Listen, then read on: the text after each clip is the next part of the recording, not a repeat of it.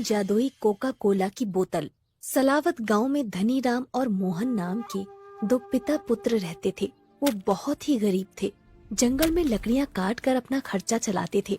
धनीराम और मोहन गरीब जरूर थे, पर मन के बहुत साफ थे। दोनों सुबह उठकर मंदिर जाते थे, निर्मल लोगों की मदद करते थे, हमेशा दूसरों की इज्जत भी करते थे। दोनों को भगवान पर बहुत भरोसा था कि एक दिन भगवान उनकी जरूर सुनेगा, क्योंकि लकड़ियां काट कर सिर्फ उन्हें 2 वक्त का खाना ही मिलता था। उनकी नियमित दिनचर्या यही थी, रोज सुबह उठना, लकड़ी काटने जाना, उन्हें शाम को बाजार में बेचना और उसी से उनका घर चलता था। ऐसे ही कई दिन निकलते जा रहे थे। एक दिन जब वो लकड़ियां काटने जा रहे थे तो उन्हें वहाँ एक साधु बाबा मिले। धनीराम और मोहन ने साधु बाबा को प्रणाम किया। पलटने वाली है, जल्द ही किस्मत पलटने वाली है। क्या कहा बाबा जी? किसकी किस्मत पलटने वाली है? तुम्हारी किस्मत पलटने वाली है धनीराम। मैं चेहरा पढ़ सकता हूँ, किस्मत बता सकता हूँ। कहा बाबा जी? मैं तो गरीब हूँ और गरीब ही मर जाऊंगा।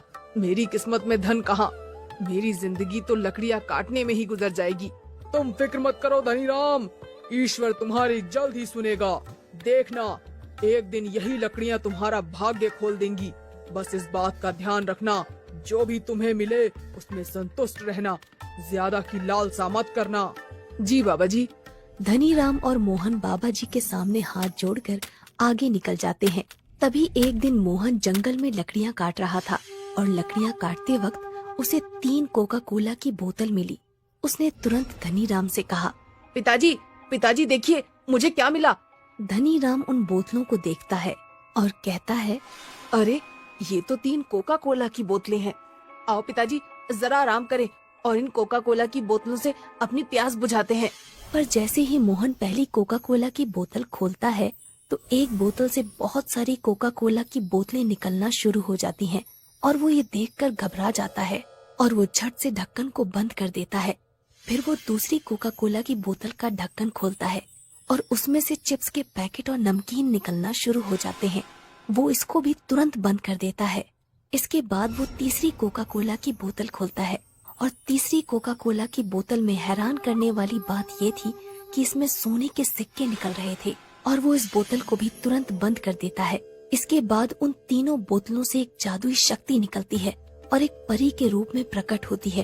वो धनीराम से कहती है, देखो धनीराम और मोहन, भगवान ने तुम पर दया खाकर ये जादुई बोतल तुम्हें दी है। आशा करती हूँ तुम इनका सदुपयोग करोगे। अगर इनका दुरुपयोग हुआ तो इनका जादू खत्म हो जाएगा। इतना कहकर वो परी वहाँ से गायब हो जाती है। धनीराम के मन में एक विचार आता है कि क्यों न इन तीनों बोतलों की बदौलत वो खुद की एक दुकान खोल ले, ताकि उसको और उसके बेटे को लकड़ियाँ काट कर गुजारा न करना पड़े। वो भगवान को शुक्रिया कहता है और रातों रात बहुत सारी कोका कोला की बोतलें और बहुत सारे चिप्स के पैकेट बना लेता है। उसकी रातों रात दुकान देखकर गांव वाले आश्चर्य में पड़ जाते हैं कि धनीराम एक दिन में इतना धनी कैसे हो गया। कल तक जो धनीराम लकड़ियां बेचकर गुजारा कर रहा था, वो रातों रात इतना अमीर कैसे हो गया। सब लोग जानना चाहते थे कि धनीराम के हाथों ऐसा क्या जादू लग गया है।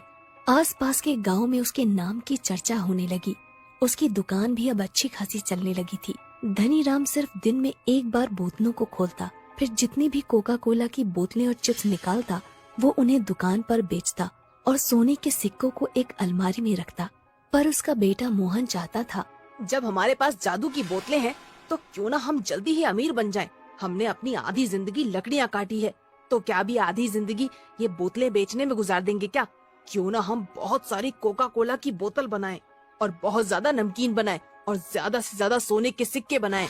ये बात उसने अपने पिता धनीराम से कही। पिताजी, क्यों ना हम उन बोतलों का सही उपयोग करें। बेटा मोहन, लालच करना बुरी बला है, इससे हमेशा दूर रहना चाहिए। जितना मिल रहा है हम बाहर जाएं और वो मौके का फायदा उठा ले। धनीराम दूसरे गांव चला गया। मोहन ने दरवाजा बंद कर लिया और बोतलें खोलने चला गया। उसने तीनों बोतलों को एक एक करके खोला और सामान बना लिया और तीसरी बोतल से सोने के सिक्के।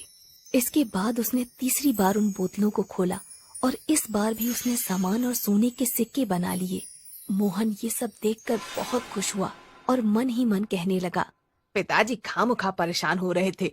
मैंने कितने सारे सोने के सिक्के और कितना सारा सामान बना लिया है, वो भी एक दिन में। अरे ऐसे ही तो अमीर बना जाता है, पिताजी भी ना।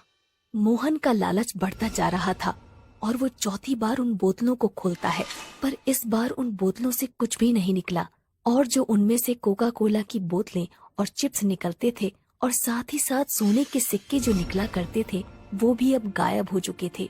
अरे बाप रे, ये क्या हो रहा है? ये कैसे हो गया? मेरा सारा सामान कहाँ चला गया?